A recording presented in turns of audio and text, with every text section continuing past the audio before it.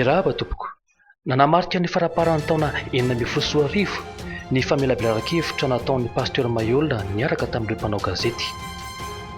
Niteraka resabe teo amin'ny tambazotra Facebook mantsy nitsaona ela ny lehilahy iray nisandoka ho zandary fa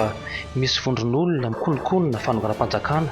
ary isan'izany ny Pasteur Mailhol. Page Facebook andao handalina politika. Indro arahintsika an-tsary ary niako teo amin'ireo hainao manjery sy gazety samihafa.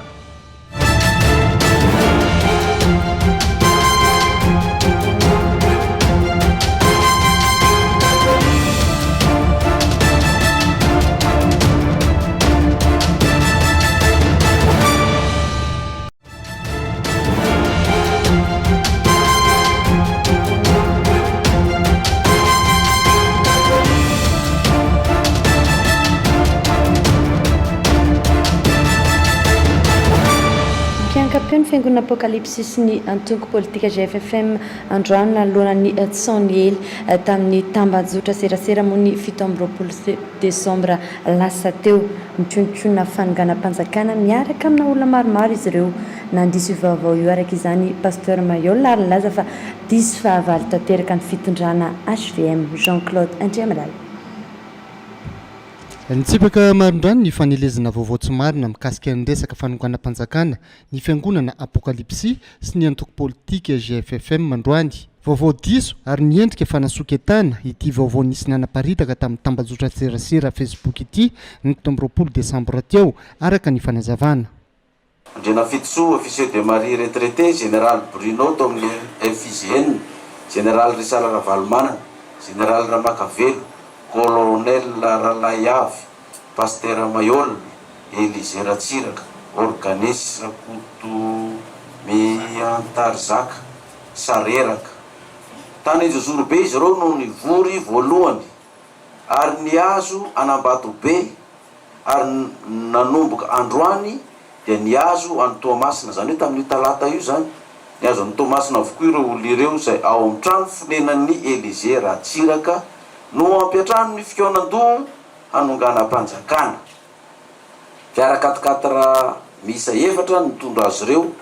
ary any Pasteur Mailhol avokoa ireo fiara 4x4 ireo.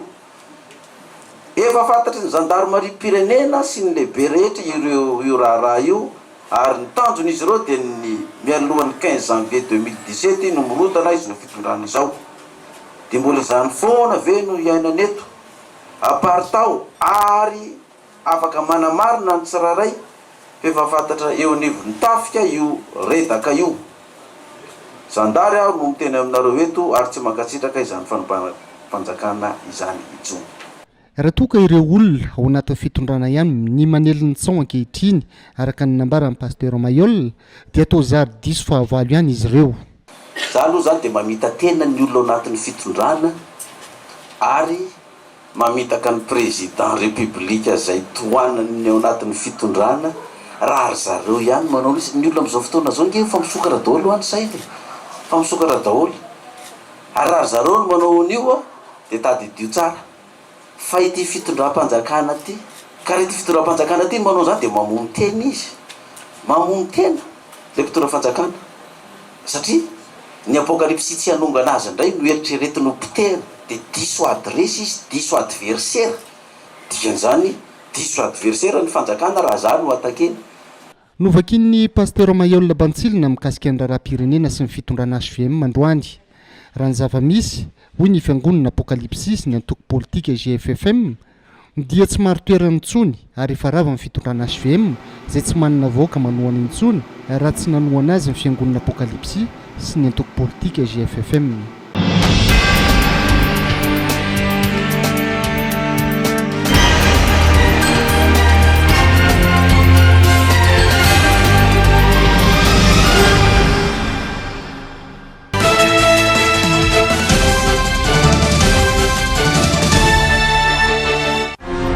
politika sy mpitondra fivavahana nanao fanambarana mikasika ireo resaka mandeha momba ny raharaha fikononkononana fanonganam-panjakana na voatontonona ny anarany i Pasteur Mailhol androany mamafisiny fa tsy maro ny fanambarana io ary noizingiziny mafy fa tsy joro amin'ny fanonganam-panjakana ny tenany niza mpitondra eto amin'ny firenena andeha arahantsika ny andindin'izay arana amin'ny Clarisse Razermana sy Terish Randrianarmanana ao anatiny ity fanadidina doka varitra ity. Nisy namoaka tany amin'ny tambazotra serasera Facebook nanomboka tamin'ny talata 17 Desambra ny hoe misy mpanao politika maromaro mikonokonona fanonganam-panjakana eto an-toerana. Isan'ny voatontonona tao anatin'izany i Pasteur Mailhol izay voalaza fa namatsy fiara 4x4 miisa 4 tamin'ny fanatanterahana ny fivoriana momba izany tany amin'ny faritra. Nitondra fanazavana momba izay teo anoloany ny mpanao gazety ity mpitondra fivavahana ity androany. Eto zany dia milaza pabe maso amintsika mpanao gazety rehetrarehetra koa retany repoko satria izy ity dia milaza hoe apartao fa mbola izany foana ve no iainantsika eto izy dia za koa zany dia milaza mbola izany tsao zany foana koa ve no hitaizana ny vahoaka sy ny firenena malagasy ary dia mbola izany koa ve ny ilana ny tony serasera amin'ny internet itony dia andao ary ataontsika hoe misy tokoa io zavatra io dia hatramin'izao mpitondra fanjakana mahalala tsara ary mbola voananome ny commandeur de l'ordre national tamin'ny herin'ny larobia teo dia raha misy an'izany ve dia tsy hampiantso anany mpitondra fanjakana hoe iny ty ataonareo ty Pasteur Mailhol dia amaly hoe inona no nataoko enao dia niaraka tamin'ny riandrina Floandra Joel, général Bruno, général de Fitson, Fizenna sisa, vory tany Akazobe, tany amin'ny Floandra Joel, dia avy eo tany Tomasina, dia ilaza mitondra fanjakana hoe aiza ny porofo amin'izany fa tany Tsy nisy na iray aza tamin'ireo hetsika fanonganam-panjakana tamin'ny alalan'ny fidinana an-dalambe no nitondra vokatra tsara ho an'ny firenena. Namafisin'ny Pasteur Mailhol fa tsy iraitsik'ombakomba amin'ny hevitra entina mitehana ny firenena toy izany ny tenany miaraka amin'ny antoko izay tariny. Iza mbola hitondra fanjakana eo dia ambarako apabe maso fa tsy hisy apokalypsy na antoko politika GFFM anonga-panjakana izany na iza mitondra eo.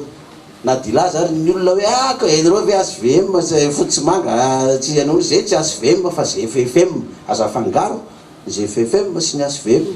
fa zay indray tsy anongana zy fanjakana zay mission na misy fifidianana reo dia misy fanjakana vaovao lany indray mpitondra eo dia tsy anjaranay ary tsy izay mihitsy nidina an-dalambe satria fa zay ny efa fiainanay fantatro tsapako fa tsy mbola niary nitsika hatramin'izay dikan'izany raha zany dia hidina an-dalambe anonga-panjakana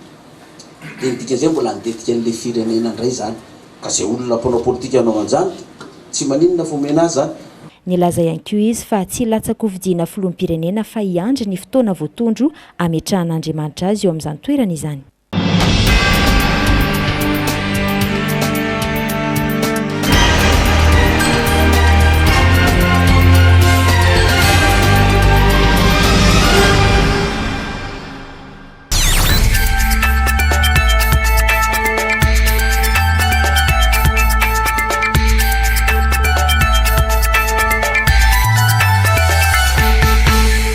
Ny mitambazotra tserasera samihafa any fa misy fikonokononana fanonganam-panjakana eto amin'ny firenena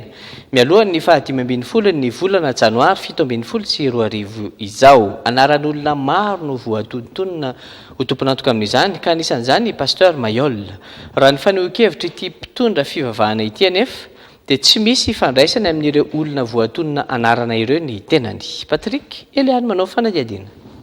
Voaosipotaka ao anatin'ireo olona mikonkonona fanonganam-panjakana izay miely any anaty tambazotra serasera Facebook ny filoham-panorona ny Apokalypsy eto Madagasikara i Pasteur Mailhol. Araka ny vaovao miparitaka ao anatin'ity tambazotra ity dia isan'ireo londohan'ny mpisorona amin'izany ity farany. Anarana maro no voatontonona ao na sivily izany na miaramila ary saika ireo efa tao anatin'ny fitondrana ny fandimby avokoa sy ny tana-andraikitra lehibe teto amin'ny firenena.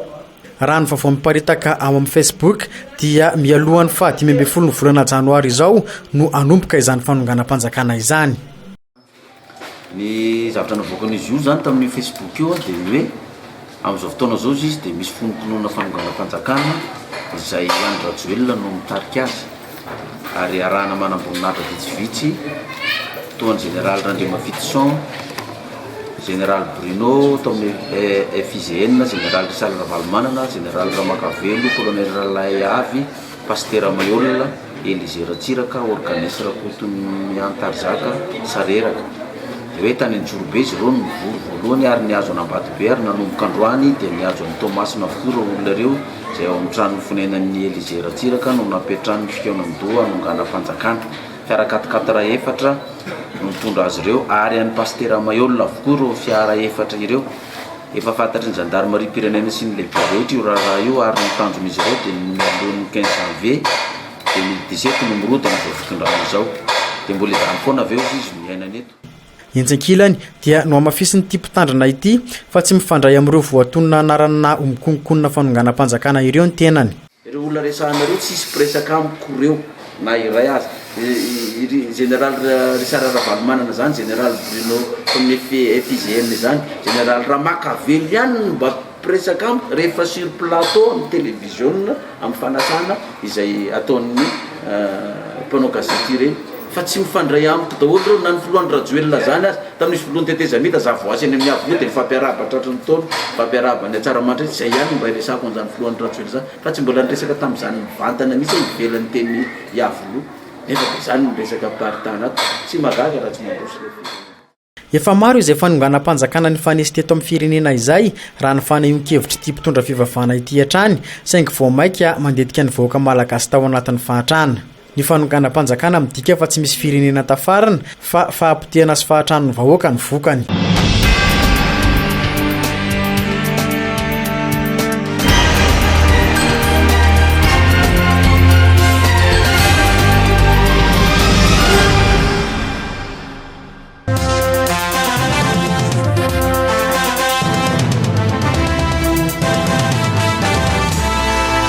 Manam-pikasana ny anongam-panjakana araky ny miely eny amin'ny tambazotra tserasera amin'izao fotoana izao ny Pasteur Mailhol ranonambara androany. Efa maro ireo mpanao politika napriska azy hanao fidinana andalambe saingy tsy hanao izany ny tena ny ranonambarany androany. Betsaka ihany koa izy ny fanaratsiana azy mialohan'ny fifidianana filoham-pirenena. Mamita tena ihany koa ny fanjakana raha toka izy ireo no ambadika izao fanaparitahana tsao izao hoy Pasteur Mailhol. Tsy tory ilay mpanaparitaka ny tsao kosa nefa i Pasteur Mailhol hoy hatrany ny fanazavany nandritra ny valandresaka ho an'ny mpanao gazety androany. Mbola hitondra fanjakana eo dia ambarako apabe maso fa tsy hisy apokalypsy na antoko politika GFFM anongam-panjakana izany na izy mitondra eo na dilaza ary ny olona hoe aka enreo ve ASVM fotsy manga tsy anony zay tsy ASVM fa GFFM aza fangaro ny GFFM sy ny ASVM fa zay indray tsy anongana zy fanjakana zay misy eo na misy fifidianana reo dia misy fanjakana vaovao lany indray mpitondra eo dia tsy anjaranay ary tsy izay mihitsy ny nandalambe satria efa zay ny efa fiainanay. Za aloha zany dia mamita tena ny olona ao anatin'ny fitondrana ary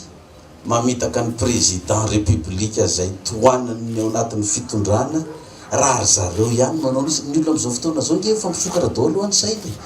fampisokatra daholo ary raha zareo no manao an'io dia tadidio tsara fa ity fitondram-panjakana ty toanan'ny apokalypsy nalany azy isany ity fitondram-panjakana ity koa tsy manana olona toka azo ny anterana tsony io afa-tsy ny apokalypsy.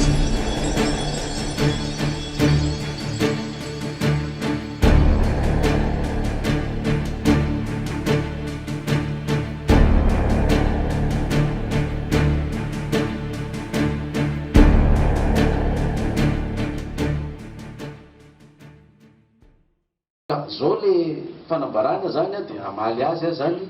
raha zavatra atao amin'ny Facebook. Ity olo ity ny anarany no sisy aby dia tsy fantatro na mariny io anarany io na tsy mariny. Zay milaza hoe gendarme izy namoaka azy ity dia ary ny aina raha be tokotany dia asiany sary ato. Io sary koa mbola tsy haiko hoe tena sary ny ve io sa sary napetraka fotsiny ary ny aina raha be tokotany. Dia ity fanambarana ity tamin'ny talata 7 decembre zay zany no maly 7 aho zany fa tena naheno azy teo misy arototra zao nge Pasteur dia vakiko aminareo mpanao gazety izy dia valiko arak'izay zavatra misoratany ato. Amin'izao fotoana zao dia misy fikorokononana fanonganam-panjakana zay Andry Rajoelina no mitarika azy, ary arahana maram-boninahitra vitsivitsy toa ny général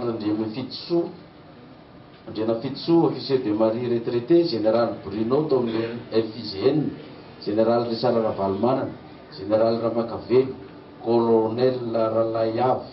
Pasteur Mailhol, Élisée Ratsiraka, organisme fotoam-bavaka, sareraka. Tany Jozorobe izy ireo no nivory voalohany, ary niazo Anambato be, ary nanomboka Androany dia niazo any Toamasina, zany hoe tamin'ny talata io zany niazo any Toamasina avokoa ireo olo ireo zay ao amin'ny trano fonenan'ny Élisée Ratsiraka no ampiatrano ny fikeonan-doha hanonganam-panjakana. Fiara 4x4 miisa 4 nitondra azy ireo, ary any Pasteur Mailhol avokoa ireo fiara 4x4 ireo. Efa fantatry ny gendarmerie Pyrénéena sy ny lehibe rehetra io raha io, ary nitanjony izy ireo dia mialohan'ny 15 janvier 2017 no mirondana izy ho fitondrana izao. Dia mbola izany foana ve no iainana eto apartao, ary afaka manamarina ny tsiraray efa fantatra eo anivon'ny tafika io redaka io. Zandary aho no miteny aminareo eto, ary tsy mankatsitraka izany fanonganam-panjakana izany intsony. Zay zany le zavatra mivoaka tamin'ny Facebook. Eto zany dia milaza pabe maso amintsika mpanao gazety rehetrarehetra koa retany repoko, satria izy io dia milaza hoe apartao, fa mbola izany foana ve no iainantsika eto izy. Dia za koa zany dia milaza mbola izany tsao zany foana koa ve no hitaizana ny vahoaka sy ny firenena malagasy, ary dia mbola izany koa ve ny ilana ny tony serasera amin'ny internet itony. Ka so dia mba zavatra ohatrany tony nahatonga an'le cybercriminalité io, satria dia resaka ataontsika hoe tsy misy proof, tsy sy ninona ohatr'izao. Androany tsika efa lakamisy no miresaka, dia andao ary ataontsika hoe misy tokoa io zavatra io, dia hatramin'izao mpitondra fanjakana mahalala tsara, ary mbola voananome ny commandeur de l'ordre national tamin'ny herin'ny larobia teo. Dia raha misy an'izany ve dia tsy hampiantso anany mpitondra fanjakana hoe iny ty ataonareo ty Pasteur Mailhol, dia amaly hoe inona no nataoko. Enao dia miaraka tamin'ny Andry Rajoelina, général Bruno, général Andriana Fitsoa, FIGN sy ny sisa, vory tany Akazobe tany amin'ny filohan'ny Rajoelina, dia efa avy eo tany Toamasina, dia ilaza mitondra fanjakana hoe aiza ny porofo amin'izany fa tany tôbila anao no nalefa tany, dia aiza ny sary, satria tôbila zany azo alaina sary hoe nandeha tany Toamasina, dia mivory niaraka tany. Za tsy nietsika teto Tananarivo, ary tsy mihoatra ny Ambodiny Sotry sy Ambopo nanomboka ny latsinainy nakaty. Io ihany ny trazeko, fohy be dia any an-trano, fohy be dia any an-trano, tsy mbola nisy lalana hafa. Dikan'izany valiana le adala sao dia manao azo hoendry izy. Fa ny tena marina amin'ity resaka ity misy anarana be da be ato. Filohan'ny Rajoelina, général Andriana Fitsoa, général Bruno, général Richard Ravalomanana, général Ramakavelo, colonel Ralayavy, Élisée Ratsiraka, organisme fotoam-bavaka, général Dolro sareraka, dia Pasteur Mailhol. Fa za milaza amintsika mpanao gazety, tsy ireo olona reo ny siblena amin'io, fa i Pasteur Mailhol. I Pasteur Mailhol no tiana hompitehana amin'izy io, ary io tsy zavatra vaovao, efa niantra taminay io tamin'ny 2012. Ary za mino fa ny olona nanao an'ireny nietsika tamin'ny 2012 ireny ihany mbola manao an'io amin'izao fotoana zao. Tamin'ny 2012 ireny nitranga teny Ambopo. Tamin'ny 2012 ireny le CD naparitaka reny, dia le olona niala tato no nasiananao n'le CD dia mifinansena hoe apartahoeran'ny Madagasikara, satria natahorana hoe ilatsaka amin'ny 2013. Na dia efa mitabataba ary aho hoe za tsy milatsaka ho fidiana zany, za tsy manonga mpanjakana izany fa na dia nisy ary reo faminaniana maro zay nambarako momba ny hoe ialan'ny profesora zafy eo amin'ny fitondrana fa tsy nanana député ray atao amin'ny assemblée nanao ampaisementny filozafy tamin'izany fa niala tao amin'ny toerany filozafy albert takan'izany koa ny amiral ratsiraka niverina tao fa tsy nisy apokalypsy nidina tan-dalambe nanongana ny amiral ratsiraka tamin'ny 2002 tsisy apokalypsy zany na iray ary zay tsy nitiavany ny fitondran'ny ravalomanana ny apokalypsy satria tsy mba niaraka tamin'ny vahoaka maronisa mitolom-bahoaka nanongana ny amiral ratsiraka fa tonga teo amin'ny toerany koa filoha ravalomanana na dia nisy ary ny faminaniana ny mena hoe fitotoana ny ipetrahany eo raha mandrika ny elany eo lazainy zareo tamin'izany ndray fa hoe Pasteur Mailhol mihitsy no andamosy ny couleur orange ny andro rajoel io fa ny lokon'ny tolona ny robiny orange vola tsisy filohan'ny tetezambita sy andro rajoelina nefa orange ny tolona dia tonga indray 2012 de zay ndray koa no andamosiny hoe anongana ny fitondrana tetezamita fa ho avy hitondra fanjakana ao Pasteur Mailhol ka dia misy maramila be da be ao andamosiny konokonona fanongana mpanjakana fa tsy mbola nahita apokalypsy midina teny an-dalambe fa za aloha tena samy laza mihitsy fa raha izay no mitondra vahoaka ao amin'ny 13 mai io hatrany ambanidia io hatrany amin'ny tunnel sy arcade manodidina rehetrareny tototra io tsy mila miantso vahoaka hafa fa zay fa zay tsy nanao an'izany satria tsy fomban-drazany apokalypsy tsy fomban-drazany GFFM no manonga mpanjakana fa tsisy fanjakana mbola niarina teto hatramin'izao rahantsika mahita zao a fa niongana tamin'ny 72 ny fitondran'ny filotsiranana niongana ny filoha ratsiraka niongana ny filoha ravalomanana fa iza ntsika mpanao gazety na zay meno amin'izao fotoana zao afaka ilaza fa vokatra zay fanonganam-panjakana ny fanodimy teto Madagasikara izay a dia tafarina ny firenena malagasy ary izy milohany eto Afrika itsika zao ny farany hatramin'izao ary na iza mbola hitondra fanjakana eo dia ambarako ampabe maso fa tsy hisy apokalypsy na antoko politika GFFM anonga mpanjakana izany na iza mitondra eo na dilaza ary ny olona hoe ka reo ve ASVM fotsy manga tsy anao zay tsy ASVM fa GFFM aza fangaro GFFM sy ny ASVM fa zay indray tsy anongana ny fanjakana zay misy eo na misy fifidianana reo dia misy fanjakana vaovao lany indray mpitondra eo dia tsy anjaranay ary tsy izay mihitsy nidina an-dalambe satria fa zay ny efa fiainanay fantatro tsapako fa tsy mbola niary nitsika hatramin'izay dikan'izany raha zany dia hidina an-dalambe anonga mpanjakana dia dikan'izay mbola handetika an'ilay firenena indray zany ka zay olona mpanao politika anao an'izany tsy maninona fomena azy zany fa ataovy any amin'izao fotoana zao nke samy mamory vahoaka nke ny mpanao politika na reny mpanao politika be da be ny miresaka miteny amin'ny radio sy amin'ny télé reny fa ny akamaroan'ireny olona reny ke tsy mahavory vahoaka tsy mahavory vahoaka dikan'izany a tsy zahay mihitsy no andehanao an'izany zavatra zany a fa dia lavinay marindrano fa tsy hisy apokalypsy zany anonga mpanjakana izany zay ngamba ny fanambarana ataoko fa tsy marina ty fanambarana ty a ary zahay tsy anonga mpanjakana ary mbola tsy anonga mpanjakana nizaniza mitondra fanjakana satria tsy fomban-drazanay zany ary na ny fianakaviako sy nyrerarera dia nilaza zany hoe ahoana io paster aza mba miditra amin'io anao dia tsy fomban-drazantsika zany fa dia zay ngamba ny fanambarana ataoko